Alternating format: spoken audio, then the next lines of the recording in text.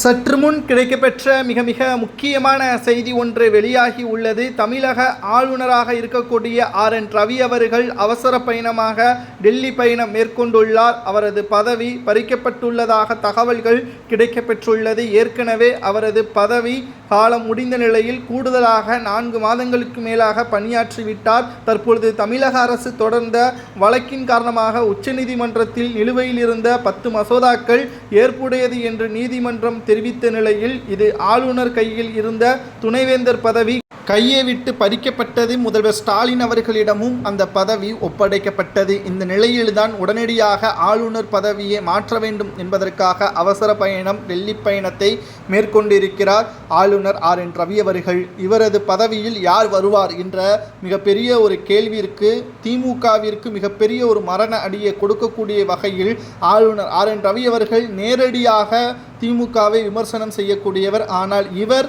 தற்பொழுது நமக்கு கிடைத்த ஆதாரத்தின் அடிப்படையில் கிட்டத்தட்ட தவறு என்றால் சட்ட ரீதியாகத்தான் முதலாவது காயை நகர்த்துவார் என்றும் கடந்த ஒரு ஆண்டுகளாக மிகப்பெரிய ஒரு சிக்கலை தமிழகத்தில் திமுக அனுபவிக்கும் என்ற தகவலையும் தற்பொழுது பாஜகவின் அரசியல் வட்டாரத்திலிருந்து கிடைக்கப்பெற்றுள்ளது.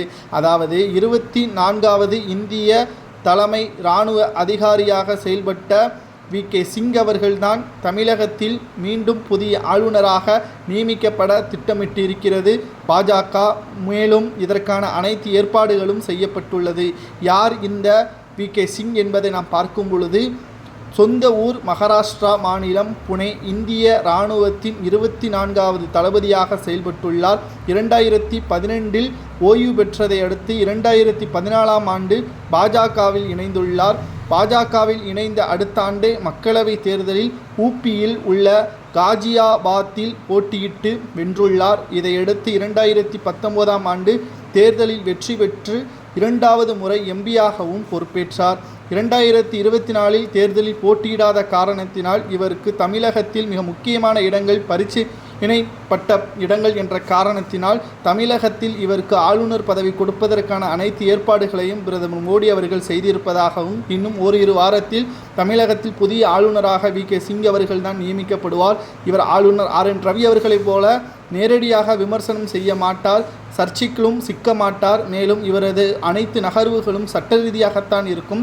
24வது இந்திய தலைமை இராணுவ அதிகாரியாக தளபதியாக செயல்பட்டவர் தமிழ்நாட்டின் ஆளுநராக பொறுப்பேற்கலாமா? திமுகவிற்கு அடுத்த ஓராண்டு காலம் மிகப்பெரிய ஒரு சிக்கலாக அமையும் என்றும் இதன் மூலம் தெரிய வருகிறது. இவரது பதவி அமைந்தால் தமிழக மக்கள் நிம்மதியாக இருப்பார்களா அல்லது ஆளுநர் RN ரவி அவர்கள் பதவியை நீடிக்கலாமா என்பதை கூறுங்கள்.